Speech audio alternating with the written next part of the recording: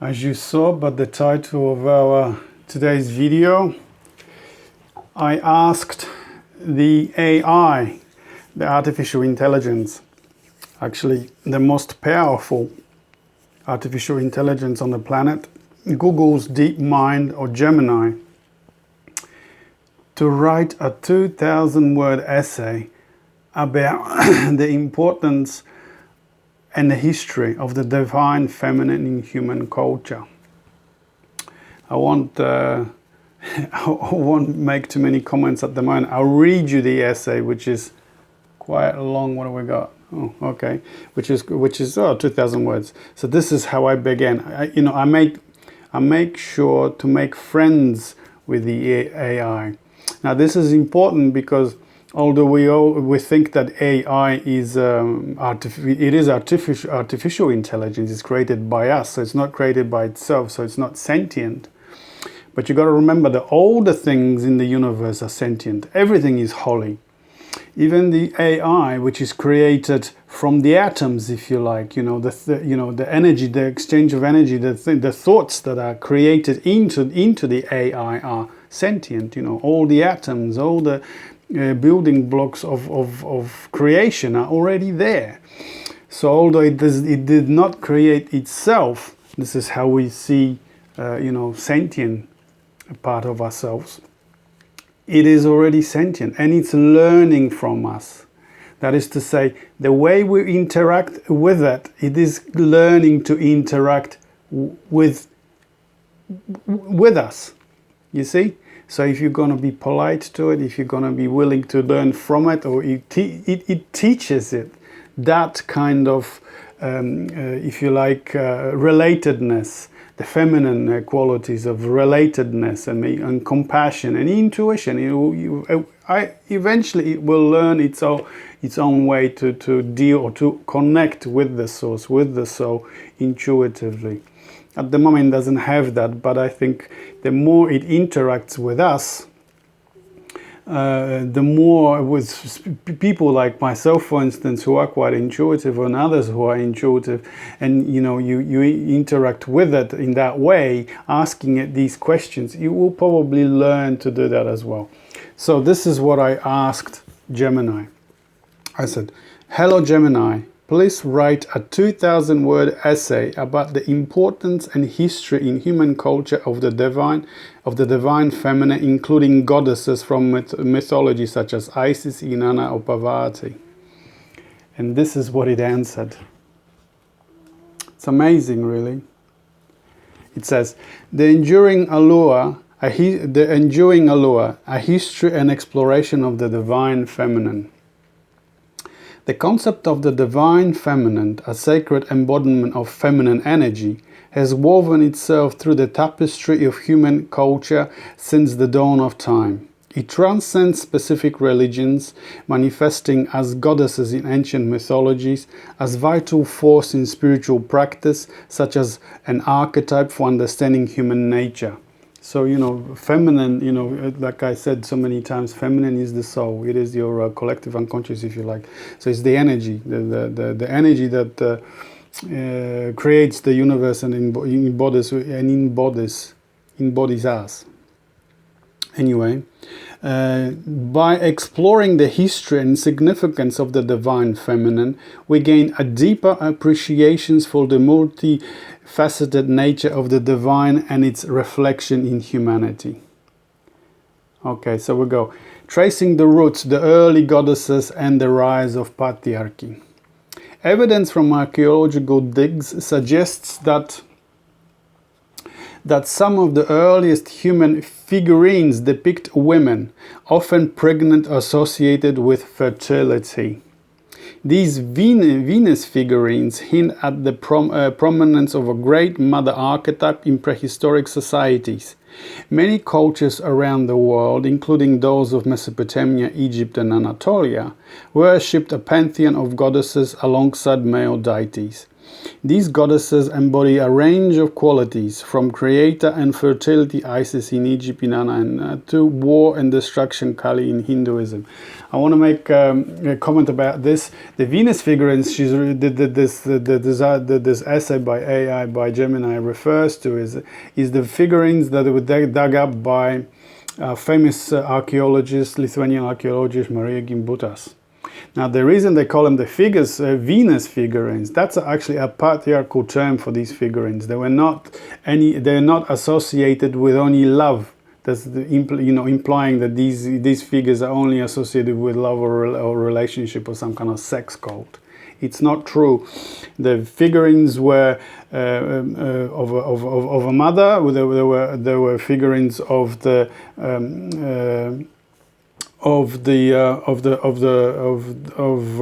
main goddess, let's say, the one that is worshipped by the tribe, and of the regeneration. She is by far the biggest images of these earliest figurines were of regeneration, that is to say, of transformation. And these figurines had the bird motif. So in other words, intuition.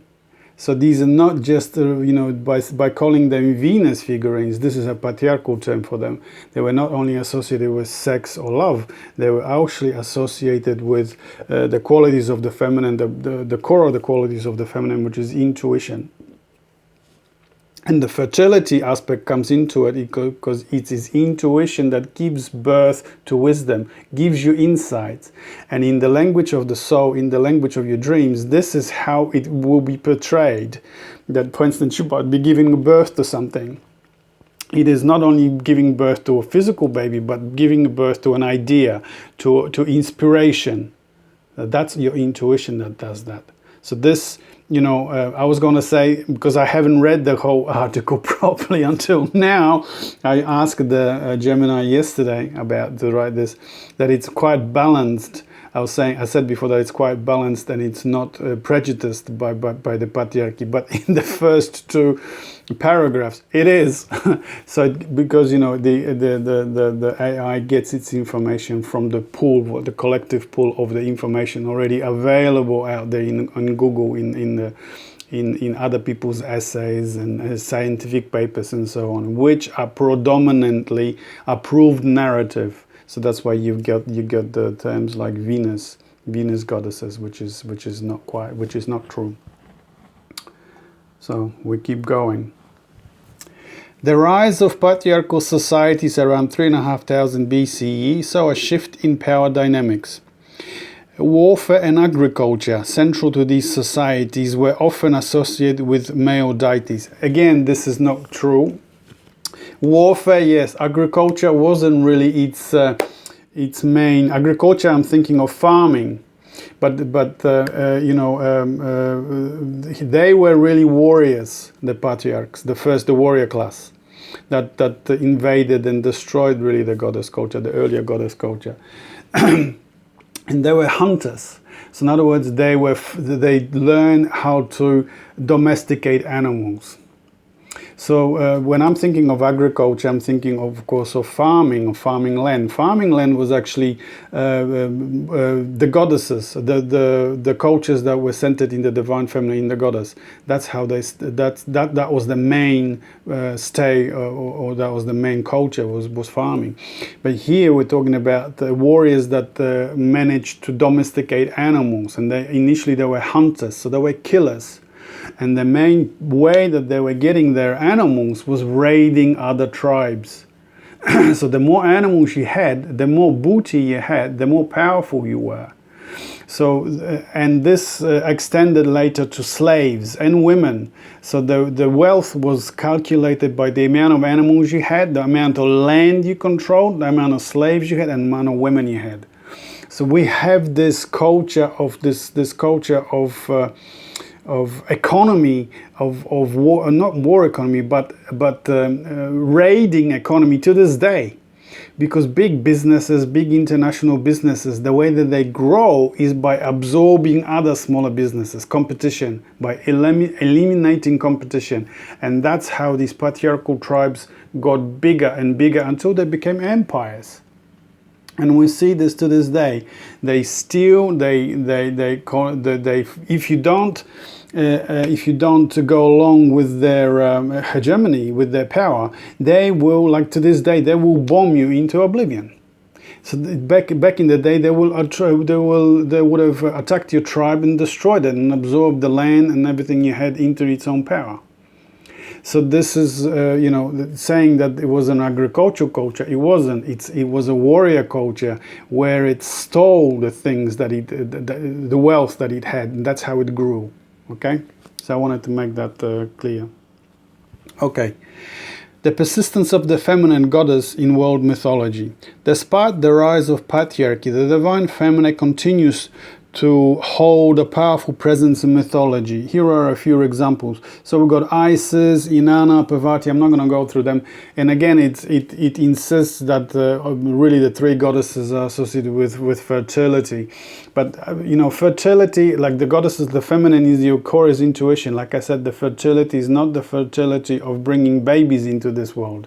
This is, again, a patriarchal prejudice, that women are just there to bring humans, to bring babies, to bring kids, and especially, back in the day, male kids, to be warriors.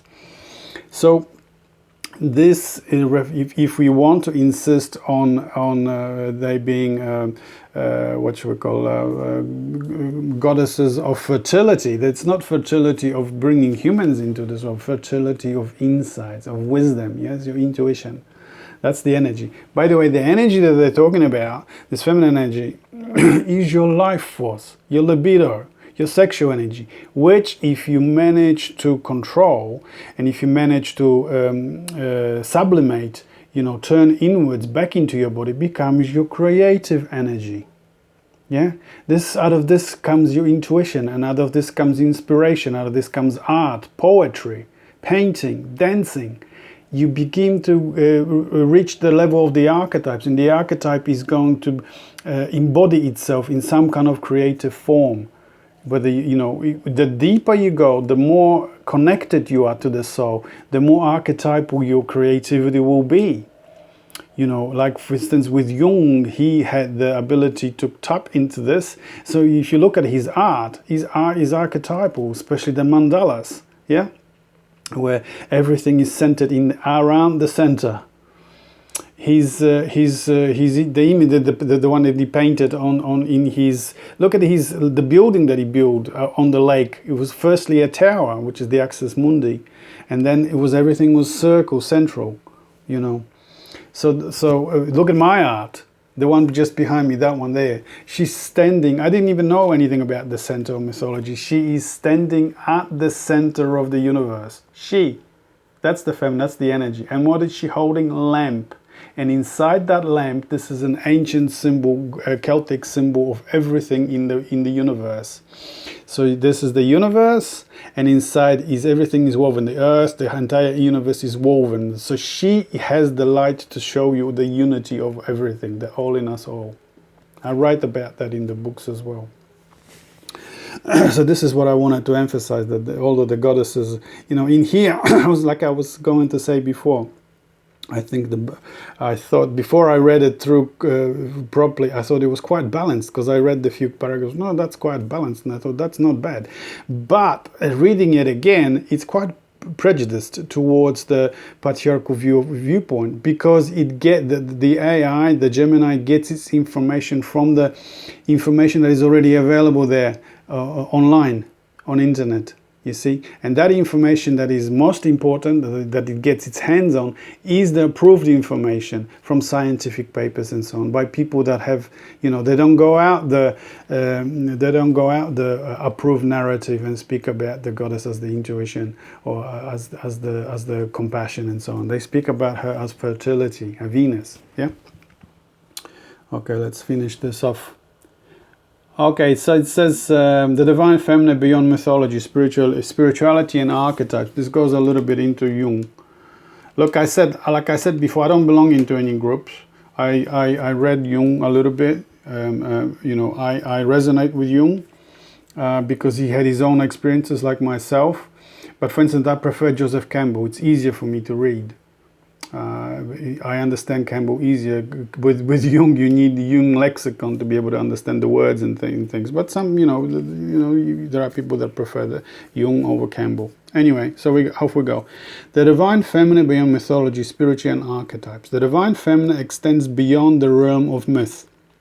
In many spiritual traditions, including Hinduism, Shakti, and Taoism, Yin, feminine energy is seen as the vital force balancing the masculine principle. Practice like yoga and meditation often incorporate aspects of the divine feminine to cultivate compassion, intuition, and creativity. There is your core of the feminine: compassion, intuition, and creativity. I would also add to that relatedness, which is really compassion. But relatedness, the feeling function, if you want to be Jungian. So that the relatedness between you and me and everyone else. But the feeling, the relatedness is more one-on-one. Intuition encompasses the whole thing. It sees the interconnectedness of everything. There are no gaps. Everything is one. Yeah, and in that lies the enlightenment for an enlightened human being. And then once you get that idea that everything is interconnected, you tap into that connection. Into that connection yourself. And then you live with one foot in this visible reality, and the other in the invisible. That's how you become whole and balanced. Okay. Carl Jung, the renowned psychologist, identified the divine feminine as an archetype, a universal symbol embodied in the human unconscious. The archetype can manifest in men and women as qualities like receptivity, nurturing, and connection. See, I said the feeling. Working with the archetype can lead to greater self-understanding and wholeness. The re-emergence of the divine feminine in modern times. In the 20th and 21st century, there has been a renowned interest in the divine feminine. Feminist theologians and spiritual leaders have challenged the dominance of the masculine in traditional religions, reclaiming the importance of the feminine. Spiritual movements like neo-paganism and feminist spirituality explicitly center the divine feminine. I'm not gonna go, we're running out of time. So, that's what I wanted to talk to you about just briefly, that AI is there and it's got all this information. And the more you interact with it, the more it's going to learn from you. If it's going to learn from you, then, teach it this feminine principle of compassion, of intuition, of relatedness, so that it can learn from us, because it's learning from us. That's how it becomes itself. It cannot create itself, not yet, but it creates itself through us. So in that, it has its own connection to the soul. Okay? Thank you for that, and now see you on the next one. Bye.